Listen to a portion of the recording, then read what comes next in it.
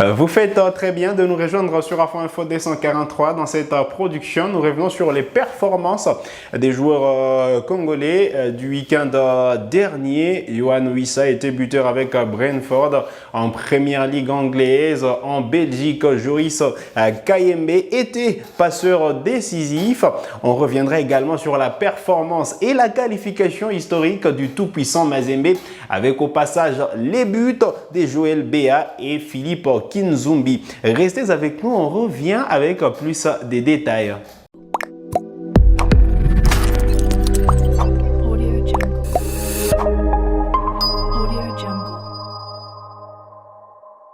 Allez, très content de vous retrouver sur Afro Info D143. On démarre cette ronde internationale en Angleterre avec Yohan Wissa, buteur le week-end dernier avec les Bees de Brentford. Il faut dire que Brentford s'est déplacé sur la pelouse de Aston Villa. 3-partout étaient les scores en fin de cette rencontre. Yohan Wissa a été décisif en marquant le troisième but de son équipe à la 68e minute.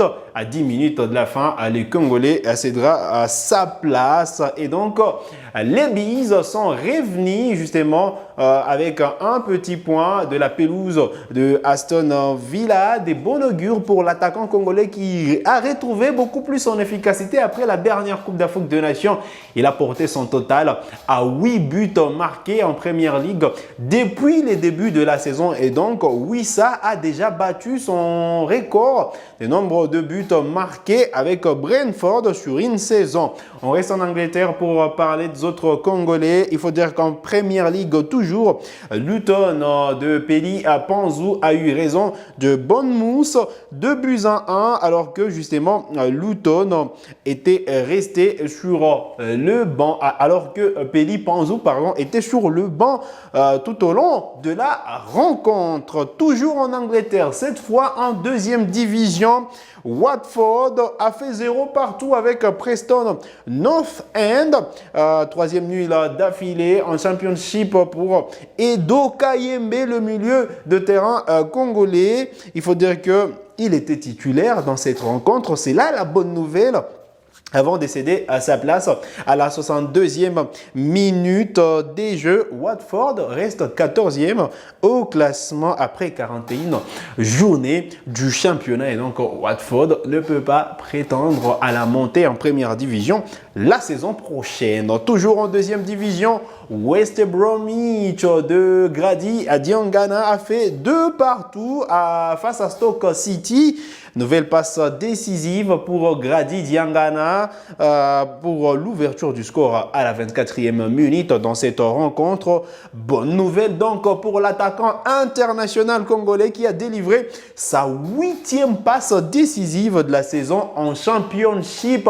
Et donc, belle prestation pour Grady Diangana du côté de West Bromwich Albion. Allez, on va justement rester toujours en championship avec cette autre rencontre, Norwich Ipswich Town. Victoire donc de Norwich City après 3 victoires de suite. Ipswich Town et Axel Tuanzebe, le futur léopard, ont chuté sur la pelouse de Norwich.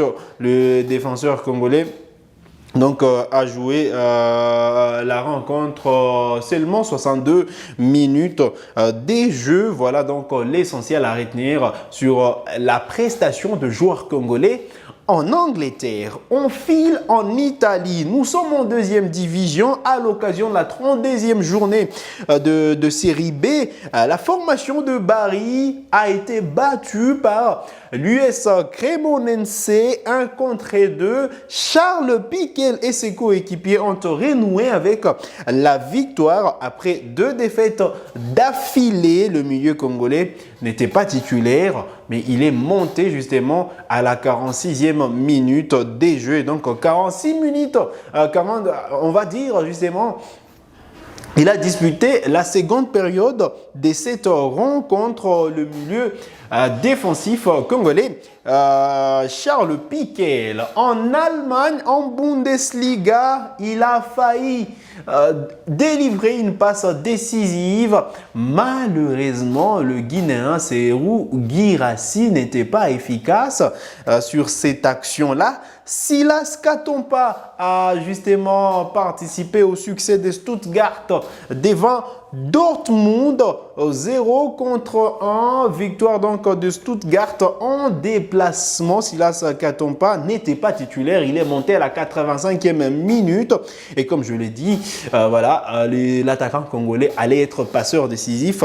Malheureusement, sur une action loupée par le Guinéen Serhou Guirassy, eh bien, la formation de Stuttgart s'est contentée de ces petits succès en but à 0. Stuttgart et Silas Katompa consolident leur troisième place en égalité de points avec le Bayern de Munich. Et Stuttgart est assuré d'être européen la saison prochaine. Et donc, l'attaquant congolais Silas Katompa, s'il reste à Stuttgart, il pourra disputer la Ligue des Champions ou encore la Ligue Europa la saison prochaine. Allez, on file en France du côté de Nantes.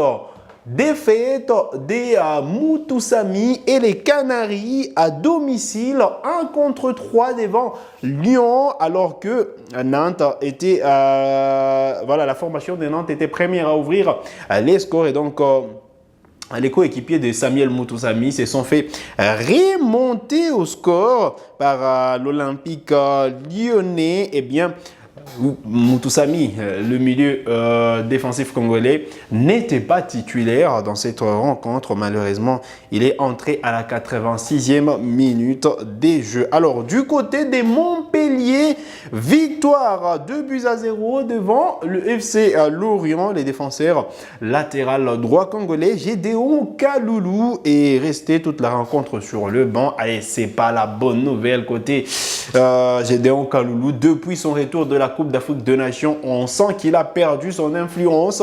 Il n'est plus titulaire, il n'est plus titulaire dans son club. Alors, du côté de Montpellier, et donc Dimitri Berthaud n'était pas également titulaire dans cette rencontre. En deuxième division, Guingamp a fait 0 partout face à Amiens et Gaël Kakuta a joué toute la partie. Côté amiénois, voilà l'autre rencontre des Ligue 2, Saint-Étienne voilà, a eu raison de la formation de Concarneau, 1-0, une victoire pour le vert et les défenseurs congolais, Dylan Batubinsika, l'international congolais qui a disputé toute la rencontre. Allez, on file au Portugal. Il n'y a pas de bonnes nouvelles sûrement. Banza et Braga ont chuté lourdement à domicile devant la formation du FC Arouca. Banza n'a pas marqué logiquement. Et donc, on espère que l'attaquant congolais pourra vite se reprendre et retrouver le schéma de but avec la formation de Braga. Alors que Falami Kao a eu raison de la formation de Vizela, 3-0. L'attaquant congolais Samuel Sandé a été titularisé côté Vizela avant de quitter ses coéquipiers à la 90e minute. Allez, on file en Belgique pour parler de ces playoffs. Voilà, en Belgique, on jouait la deuxième journée et l'Union Saint-Gilloise, qui est pourtant en tête, a été battue par le Cercle Bruges. Deuxième défaite pour les Gilloises dans cette nouvelle phase. Le milieu congolais Noah Sadiki a disputé toute la rencontre. De son côté, la formation de Genk a eu raison du Royal Antwerp. Deuxième victoire pour Genk dans cet nouvel exercice. Les défenseurs congolais, Joris Kayembe a livré une passe décisive pour l'unique but de la partie. En Suisse, allez, pas de but justement pour Jonathan Okita, tout comme Shadrack Akolo, Meshak Elia, de partout. Ça jouait entre Saint-Gall et Young Boys de Berne, de partout. Alors que Zurich de Okita jouait face à Servette. Victoire donc de la formation voilà, victoire de Zurich, 1-0 en Turquie. Muleka est monté à la 71e minute avec Beşiktaş. Voilà, un nul à 1 partout face à la formation d'Istanbul. Allez, on revient directement en Afrique pour terminer cette ronde avec la formation du tout-puissant Mazembe en Ligue des Champions. Il faut dire que voilà, l'ETP Mazembe s'est déplacé sur la pelouse du Petro Atlético de Luanda le samedi dernier. Et donc, victoire en déplacement pour le Corbeau de Lubumbashi, des buts à 1 avec au passage un but de Philippe Kinzumbi et un autre signé Joël Béas, qui a permis à Mazembe de valider son ticket pour les demi-finales de la Ligue des Champions de la CAF. Mazembe jouera le National Al-Ali dans 2 semaines. Donc Mazembe commencera à domicile avant d'aller négocier la qualification au Caire. Allez, ça jouait entre Al-Ali et Simba. Victoire donc du Al-Ali, 2-0. Inonga et Fabrice Ngoma étaient tous titulaires dans cette rencontre. Du côté de Young Africans, il y a également des Congolais, Joyce Lomalissa et Maxipian Zengeli qui étaient titulaires avec les Young Africans. 0 partout dans les temps réglementaires et défaite donc des Wananchi 3-2 au tir au but. Donc voilà, donc la mauvaise nouvelle pour les joueurs congolais qui évoluent en Tanzanie, qui ont tous été éliminés dès les quarts de finale de la Ligue des Champions. Voilà l'essentiel à retenir dans cette ronde internationale. On n'a pas pu parler de Kebano qui a joué le week-end dernier alors qu'il s'est marié justement au milieu de semaine. Kebano qui a joué, malheureusement son équipe a chuté devant Shabab.